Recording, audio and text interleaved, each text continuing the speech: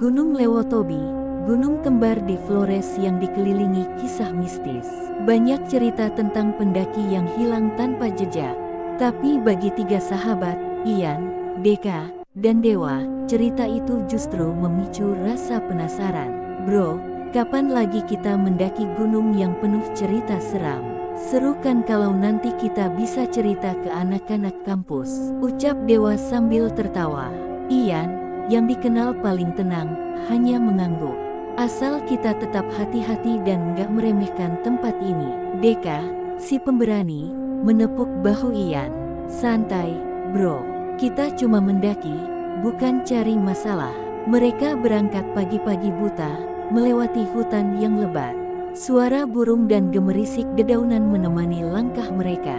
Tapi, sejak awal, Deka merasa ada sesuatu yang aneh. Ia beberapa kali melihat bayangan di antara pepohonan.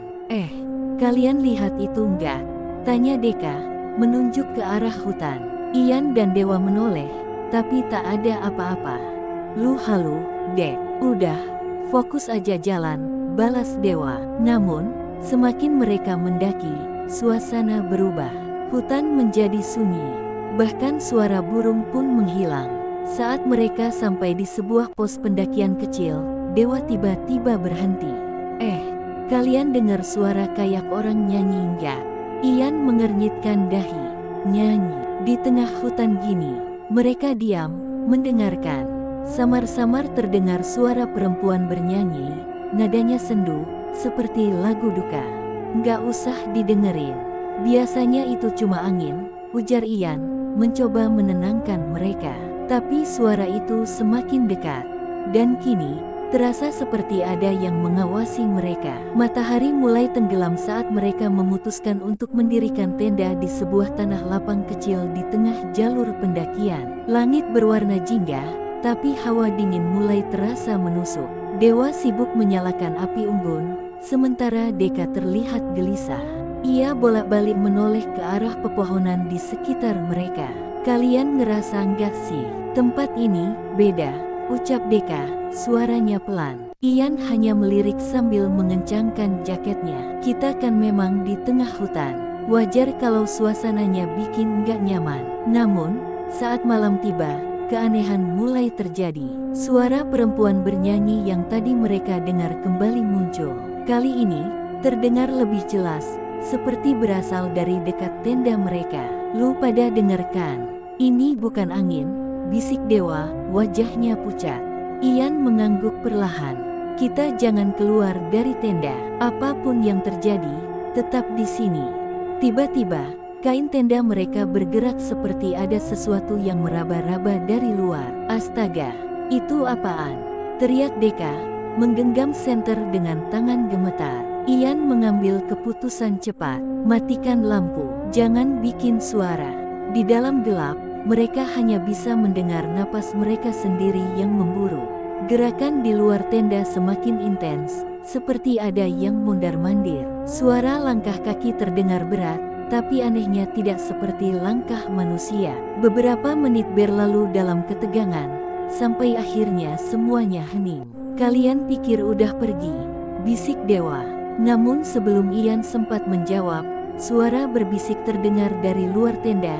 Kalian bukan orang pertama, dan kalian akan ikut bersama kami. Suara itu diiringi oleh bau busuk menyengat yang membuat mereka hampir muntah. Tak tahan, Deka memberanikan diri mengintip keluar tenda melalui celah kecil.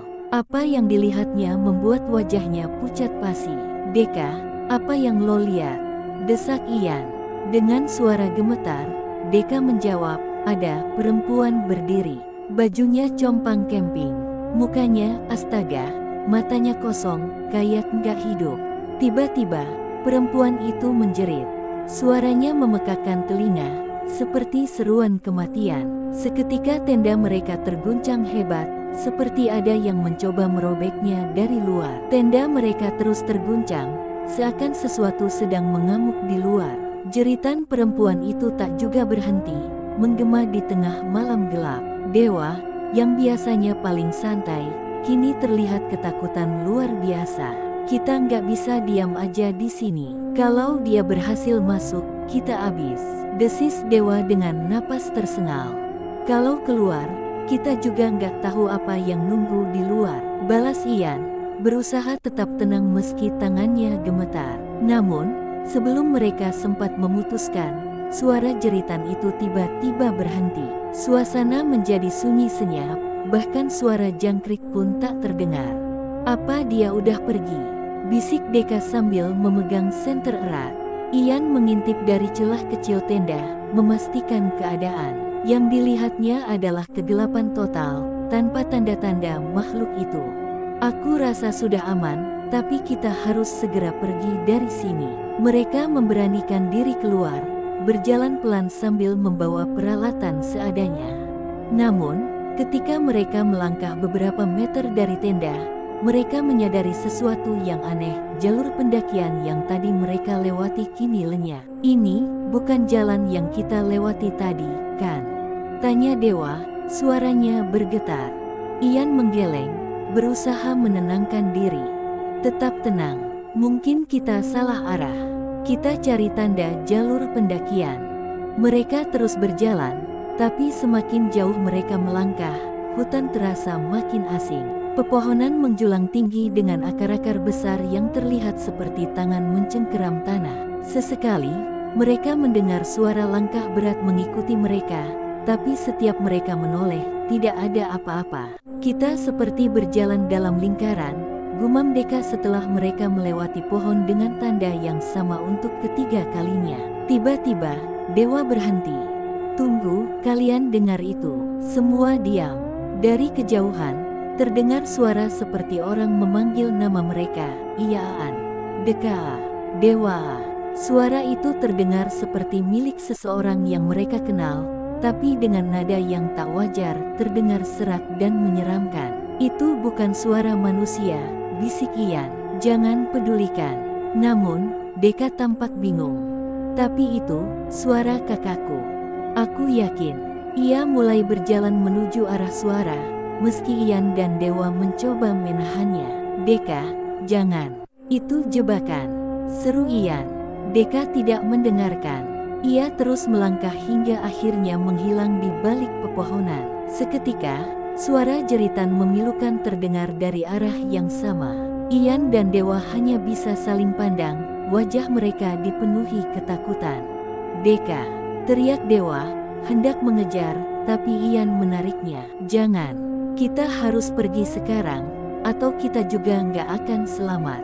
Namun, belum sempat mereka melangkah, sosok Deka muncul kembali dari balik pepohonan. Tapi ada yang aneh, wajahnya pucat, matanya kosong, dan senyum lebar terpampang di bibirnya.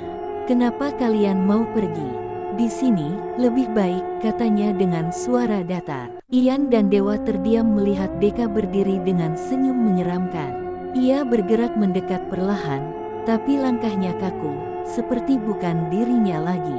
Deka, apa yang terjadi sama lo? Tanya Ian, suaranya bergetar.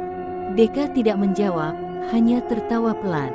Tiba-tiba, ia mengangkat tangannya dan menunjuk ke arah mereka. Dari balik pepohonan, sosok-sosok lain mulai bermunculan, bayangan hitam dengan tubuh melayang, mata mereka kosong, dan beberapa di antaranya terlihat membawa luka mengerikan.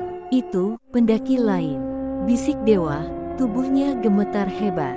Ian menelan ludah, mencoba berpikir jernih meski rasa takut menguasainya. Lari, Dew, sekarang. Tanpa pikir panjang, mereka berdua berlari meninggalkan Deka dan sosok-sosok menyeramkan itu. Mereka terus berlari meski jalan di depan mereka tampak tak berujung, seperti hutan ini ingin menelan mereka hidup-hidup. Namun, semakin mereka berlari, suara tawa dan bisikan mengerikan semakin mendekat. Kenapa lari? Kalian akan jadi milik kami juga. Dewa, yang kelelahan, terjatuh di tanah. Ian, gue nggak kuat lagi. Kita nggak bisa kabur dari ini.